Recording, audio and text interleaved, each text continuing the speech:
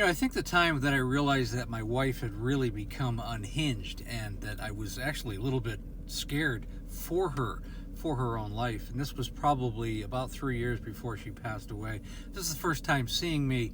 I kind of tell stories about my wife who passed away from alcohol use disorder about 4.5 years ago. And this page is really all about helping families and other people who suffer from alcohol use disorder. But there was one case where she was incarcerated for 65 days. She had actually had 4 DUIs, and she had her 3rd and 4th DUI pretty close together.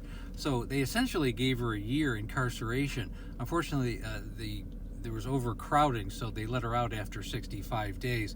I mean, at the time she was on crutches. She was essentially a housewife. I think they realized that she probably wasn't a threat to society, so they did let her out, which was very unfortunate. I wish she had stayed longer. It might have helped save her life, but in any case, after 65 days, it was, immediately when I brought her home, I think she got an Uber and disappeared. We didn't see her for 3 days. And part of it, and I'll get into a little bit more, the reason why she did this. And the reason why she became a little bit unhinged when she got out of jail, literally, is because I had only visited her 2 times, and she was really upset, like I had some kind of abandoned her. And unfortunately, the jail was an hour away, and it was I was an insurance agent, and it was open enrollment. I was working like 12 hours a day, 7 days a week. Physically didn't have time, and unfortunately, it really wasn't my priority to go to a jail and meet my wife. That separation, that time alone, is very helpful for families too. I just need to point that out. On that note, we didn't know where she was, and it took me 2 days to find her. We called around. I was getting to the point where I thought we should call the police. My son was getting a little worried as well. But this isn't the first time she had done this. And unfortunately, a friend of hers said they saw her in front of the grocery store. It was one of those kind of high-end grocery stores, and she was sitting in a little bistro table in front of it. And I went, it was a few miles from my house, and I pulled up next to her, and she was passed out on the little bistro table. There was a bottle of wine sitting in front of her. It was half empty, and there was an empty one in her bag next to her. So I went and parked the car, and I slowly walked up to the table and just sat next to her at the table and just looked at her. And I kind of hit her on the shoulder, and she looked up, and she was inebriated. She barely recognized me, and I was like, I just remember just looking at her, just going, what are we doing here? How did we get here? Why are we this far down the road with this disease? And so, eventually I went back to the car. I threw out the wine bottles, and a couple of bystanders helped me in the car with her because they could tell, what the situation was, that obviously there was some issue going on with her.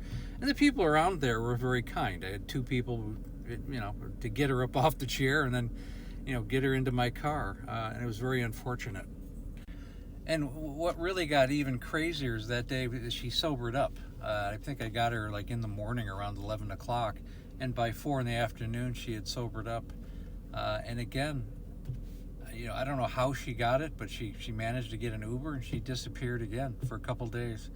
And this time we didn't go looking for her. And unfortunately, a police officer called me up. They found her in a park. And they had taken her to the emergency room because she was extremely inebriated. It was just crazy. It was just one thing after another. And I realized, even after 4 DUIs and spending that much time incarcerated, that it had made absolutely no difference in the way she thought about the alcohol use disorder, the alcohol, or what was going on with her life. And I'm fully aware a lot of people hearing this story that have never been in this situation, never had an alcoholic in their family or been around this, are going to go, well, it must be something that the family's doing or the husband's done to make this happen. And unfortunately, none of this has anything to do with anything but the person, but the alcoholic. It was completely independent. She had had this problem for a long time. It had manifested long since, before I even had met her. There were some things in her childhood. Again, these aren't excuses. These are realities of the disease. And all we can do is look back and learn from them. Eventually, my son and I went to the hospital and saw her, and she stayed there for 72 hours and actually put her into a psych facility for another 10 days. And that was the episode coming out of jail for 65 days. I also want to point out we have the Facebook group. It's called There's an Alcoholic in the Family. It's a very good support group. I also go live on this channel Monday through Friday right around 6 o'clock Pacific Standard Time, 9 o'clock Eastern Standard Time. And when you're ready to work with me one-on-one, click on the link above. Schedule a breakthrough call in the Calendly link. The Zoom call is about 45 minutes to an hour. We do a very deep dive into what's going on with you and your family. The call is free. Of course, the coaching program will go over, and that's not free. I want to make sure it's a good fit for you, and I need people who are committed to their sobriety. And again, thank you so much for listening.